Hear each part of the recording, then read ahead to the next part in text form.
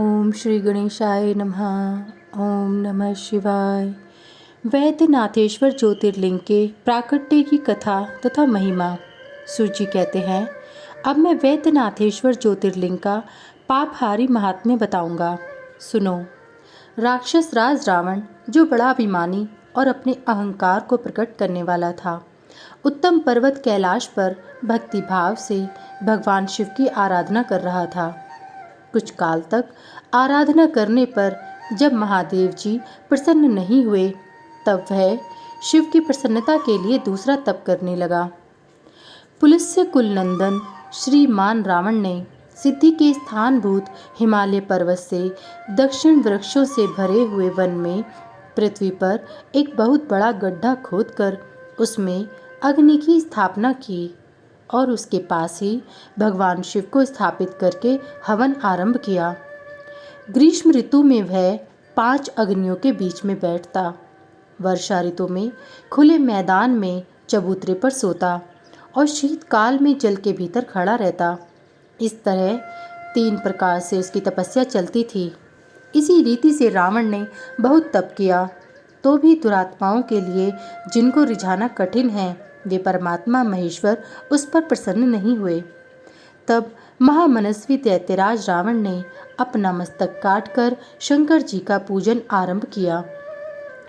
विधि पूर्वक शिव की पूजा करके वह अपना एक एक सिर काटता और भगवान को समर्पित कर देता था। इस तरह उसने क्रमशः अपने 9 सिर काट डाले। जब एक ही सिर बाकी रह गया, तब भक्त वत्सल भगवान शंकर संतुष्ट एवं प्रसन्न हो वहीं उसके सामने प्रकट हो गए। भगवान शिव ने उसके सभी मस्तकों को पूर्ववत निरोग करके उसे उसकी इच्छा के अनुसार अनुपम उत्तम बल प्रदान किया। भगवान शिव का कृपा प्रसाद पाकर राक्षस रावण ने नतमस्तक हो हाथ जोड़कर उनसे कहा, देवेश्वर प्रसन्न होइए, मैं आपको लंका में ले चलता हूँ। आप मेरे इस मनोरथ को सफल कीजिए, मैं आपकी शरण में आया हूँ। रावण के ऐसा कहने पर भगवान शंकर बड़े संकट में पड़ गए और अनमने होकर बोले, राक्षस राज, मेरी सार गर्भित बात सुनो।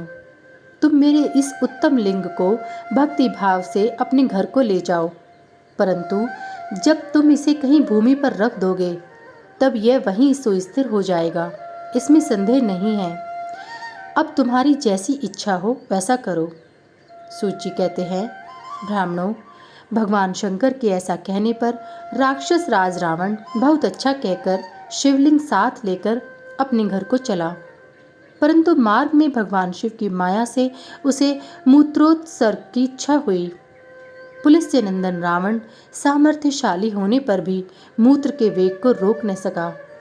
इसी समय वहां आसपास एक ग्वाले को देखकर उसने प्रार्थना पूर्वक वह शिवलिंग उसके हाथ में थमा दिया और स्वयं मूत्र त्याग के लिए बैठ गया। एक मुहूर्त बीतते बीतते वह ग्वाला उस शिवलिंग के भार से अत्यंत पीड़ित हो व्याकुल हो गया। तब उसने उसे पृथ्वी पर रख दिया। फिर तो वह हीरकमय शिवलिंग वहीं स्थित हो गया। वह दर्शन करने मात्र से संपूर्ण अभिष्ट को नाश कर देने वाला है और पाप राशि को हर लेने वाला है। मुने, वही शिवलिंग तीनों लोकों में वैद्यनाथेश्वर के नाम से प्रसिद्ध हुआ, जो सत्पुरुषों को भोग और मोक्ष देने वाला है। यह दिव्य उत्तम एवं श्रेष्ठ ज्योतिर्लिंग दर्शन और पूजन से भी समस्त पापों को हर लेता है और मोक्ष की प्राप्ति कराता है। वह शिवलिंग जब संपूर्ण लोकों के हित के लिए वहीं स्थिर हो गया, तब रावण भगवान शिव का परम उत्तम वर पाकर अपने घर को चला गया। वहां जाकर उस महान असुर ने बड़े हर्ष के साथ अपनी प्रिया मंदोदरी को सारी बातें कह सुनाईं। इंद्र आदि संपूर्ण देवताओं और निर्मल मुनियों ने जब यह समाचार सुना, तब वे परस्पर सलाह करके वहां आए।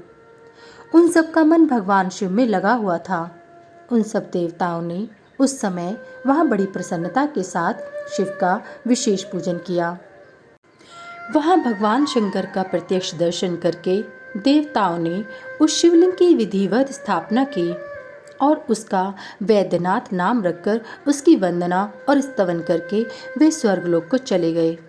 ऋषियों ने पूछा, सूत जी, जब वह शिवलिंग वहीं स्थित हो गया तथा रावण अपने घर को चला गया तब वहाँ कौन सी घटना घटित हुई, यह आप बताइए। सूत जी ने कहा, ब्राह्मणों, भगवान शिव का परम उत्तम वर पाकर महान असुर रावण अपने घर को चला गया। वहाँ उसने अपनी प्रिया से सब बातें कहीं और वह अत्यंत आनंद का अनुभव करने लगा। इधर इस समाचार को सुनकर देवता घबरा गए कि पता नहीं ये देवद्रोही महादुष्ट रावण भगवान शिव के वरदान से बल पाकर क्या करेगा। उन्होंने नारद जी को भेजा। नारद जी ने जाकर रावण से कहा, तुम कैलाश पर्वत को उठाओ, तब पता लगेगा कि शिव जी का दिया हुआ वरदान कहाँ तक सफल हुआ।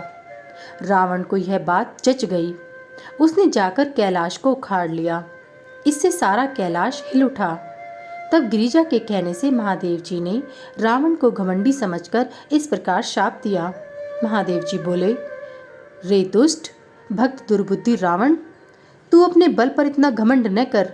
तेरी इन भुजाओं का घमंड चूर करने वाला वीर पुरुष शीघ्र ही इस जगत में अवतीर्ण होगा। सूत जी कहते हैं, इस प्रकार वहाँ जो घटना हुई उसे नारद जी ने सुना।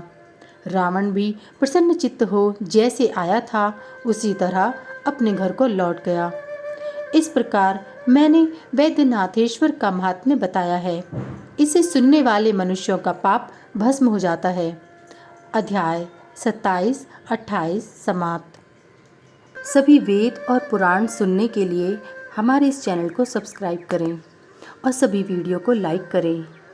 अगर मुझसे पढ़ने में कोई त्रुटि हो गई हो तो कृपया मुझे क्षमा करें और कमेंट में हर हर महादेव लिखना ना भूलें। भगवान भोलेनाथ की कृपा आप सब पर सदैव बनी रहे। हर हर महादेव। जय भोलेनाथ।